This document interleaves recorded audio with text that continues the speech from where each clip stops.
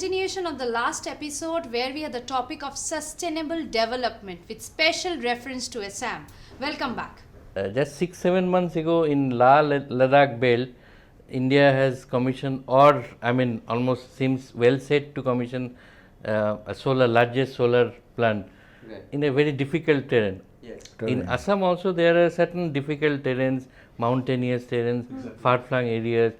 So where the normal perception is it's very difficult to get some solar plant done there. So are you working towards that also? Yes. Last month only I had made a tour with some of my very capable officers to Dima Hasao, Haflong. Haflong is the capital of Dima Hasao, but beyond that also we have a lot of places like Maibong and Gunjung, etc., where I have seen. First thing that struck me was that why don't we make a lot of windmills in those areas? I was there for about 2 hours, not a single second the wind stopped. It was almost blowing me up. The 80 kg person touching this some railing to be on your foot. You do believe that? That sort of wind. So Gunjung, that local MLA, local self-government, na? So he local MLA, he doesn't come out of his village, he stay very happy there. He says, "Sir, ki bata koribi? Sir, do something. Ki bata koribi de? Iman hawa ase. Eto hawa ache, so much of wind. Itu nosto hoise, ene waste hoise. Ki bata koribi de? So now, I have seen the similar plant in Pune. In Pune, all the city colleges, universities, they have got 13 kilowatt plants, 7 kilowatt solar, 6 kilowatt wind. Hybrids. Solar wind. Why don't we go for that? Solar wind hybrid is a very Ladakh is possible, Assam is more possible. Assam hilly areas, we have got enough of place to put up your solar plants. I think we have some questions from the audience as well. So if we can go with that. Yes. My question to Dr. Arup Mishra, since we have been talking that Assam is the, Assam represents not only Assam, it represents Northeast and Assam Science and Technology. Do you think something about a local, sustainable body, means because you have in Science and Technology, but you can have a forum, that Sustainable Development Forum in Assam, where you can, as you said, that you need to collaborate with others. You can call them there. Then you can have a platform. Why don't you take a proactive, kind of thing? Assam being in probably the most important state in Northeast, they can take a proactive role. Good question. Answer is that we already have a lot of such NGOs and university level, college level institutions like Sustainable Development Forum. We already have. But yes, in national level, to work in a national perspective, international perspective, you need more partnerships. Yesterday in Cotton University, Northeastern India's first institution, earlier it was Cotton College, 119 years old now. In that college, we organized, along with many other bodies, I was in the inauguration function. I told only one thing, that if you talk about green, sustainable and evolving sciences, then technology and science is not lagging behind. Somebody in the world somewhere is always bringing up some technology for us to use. And don't try to reinvent the wheel, right? So answer to your question is that we do have such bodies, but we do not have a collaboration. Same thing has been done in Dibrugarh University, maybe in Guwahati University, even Johar University, like that, So it is like the reinventing the wheel. If a knowledge base has gone from a 0 level to level 4, level 5, then the second party should come and work from level 5. Again, somebody works from 0. I, in my council, get a lot of requests for funding. Sir, please give us 2 lakhs, 3 lakhs, 4 lakhs for making this international symposium, this national conference. Topic kya hai? Topic. Oh, last year it has been done already. Same topic has been done. So yes, my answer, very crisp answer to your question is that we do need national, international collaboration now to bring together all this forum into one place. Dr. Mishra, my question is, what is your opinion to prevent the devastating flood situation in Assam? For number one, that I am a chemical engineer. I am not a hydrologist or civil engineer who can speak. But from whatever little we have discussed with different flood experts and gone to the local places, you need to have more water reservoirs in those places. When water is coming during the high floods, high monsoon period, why the flood is occurring? Because water comes in a big rush. If we can somehow, in chemical engineering, we have a concept of equalization tank. In the chemical industry, whenever water is going out from the plant outside, very regulated way it has been leaving the plant. So in here also, the flood cushion concept is there. 2016, I was in same month of June, today only, during this week, last week of June, I was in Bonn, International University, even EP University in Bonn, Germany. Whole thing, what Switzerland and Netherlands have been doing is like Assam only, like same terrain, same place. They regulate the flood. They have flood cushion, they have dams, reservoirs at the top of all the rivers. They keep it for some time and leave it in such a way that the water doesn't spill over, right? Now, a very exotic solution is there, which money-wise, I don't know it will be possible or not.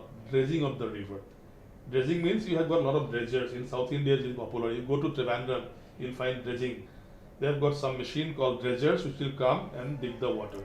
I was in class 8 in school when first time I saw a dredger in the Brahmaputra in Guwahati. In the morning we came to school at 9 o'clock. I saw 2 dredgers working and trying to take the silt of the particular place near Panbazar, Guwahati area, right? And when we came in the evening, someone was saying, "The सुबह जो dredge किया था, उतना फिर आके जमा हो गया."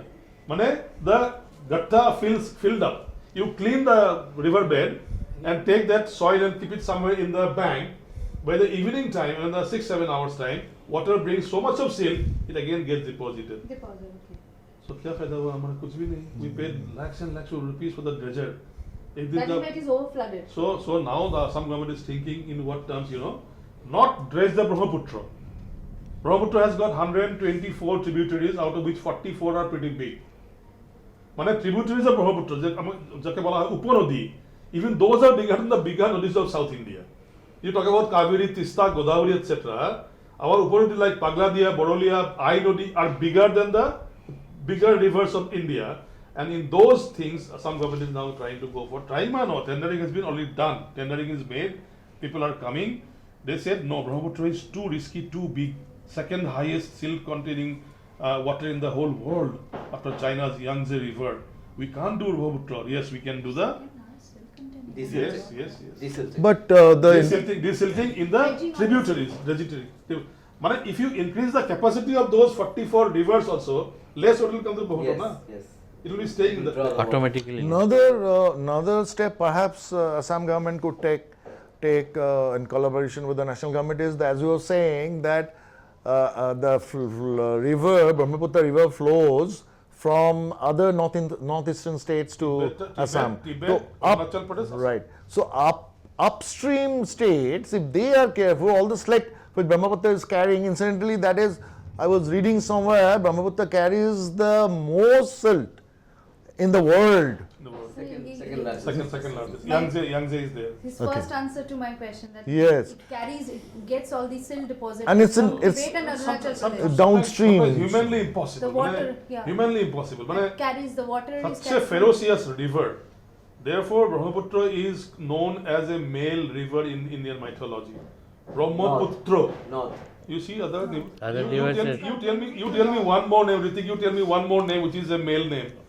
All feminine gender. Mahanadi, Narmada, Yeah, Tapti, right. Godavari, Jamuna, Ganga, some Nari, May.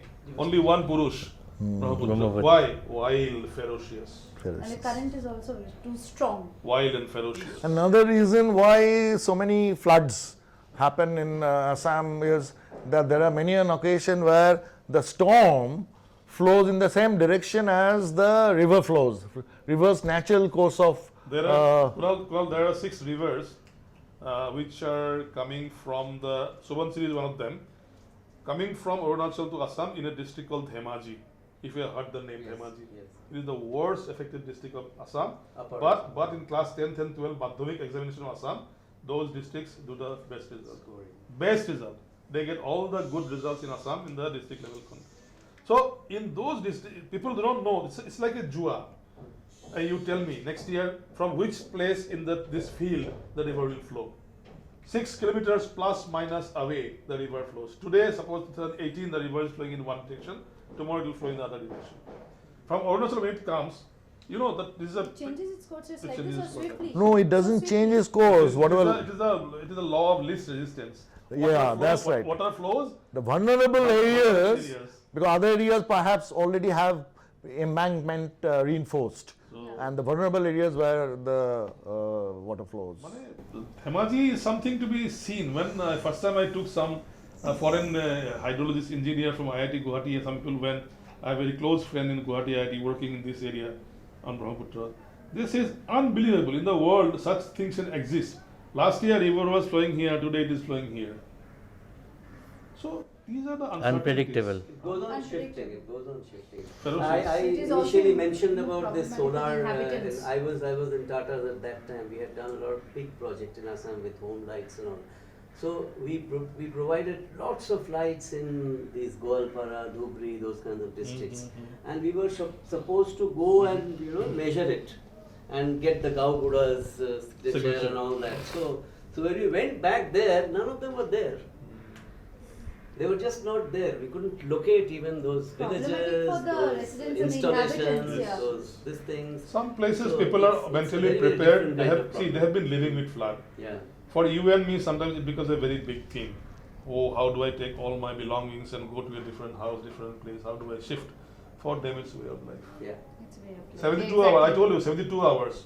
Siren goes from Guwahati through the SMS to the district magistrate, deputy commissioner, and they all give information within 72 hours. Majority people with their cattle, with all their important belongings, clothes and cattle, they go to a higher place.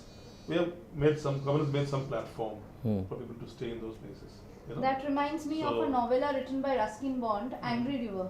The Angry Angry River. River. The same thing, it's a ferocious river, and the cattle and everything and the people, they are also, All flown away. Swept away. They are swept away and they are adrift on the waves are ferocious and they are absolutely dangerous, perilous. Only one could survive clinging to the last straw of life, as you can say. So it's a wonderful description, and just as you are saying, also giving us a wonderful description here, I got reminded of that novella by Ruskin Bond. Ruskin Bond, yeah. Yeah. So this was an amazing session. Even we all grew up hearing these famous, those 4 lines, water, water everywhere, but not a drop to drink. Yeah, yeah. Yeah. Assam is a classic The case of that. Ancient mariner who Yes. says, Yeah, exactly. Come to the end of the session, and Mr. Bhattacharya, Dr. Mishra, Mr. Ghosh, Mr. Mukherjee, thank you all for being here with me and sharing your views and opinions and very, very important, messages you have conveyed us to the audience also, to the viewers also.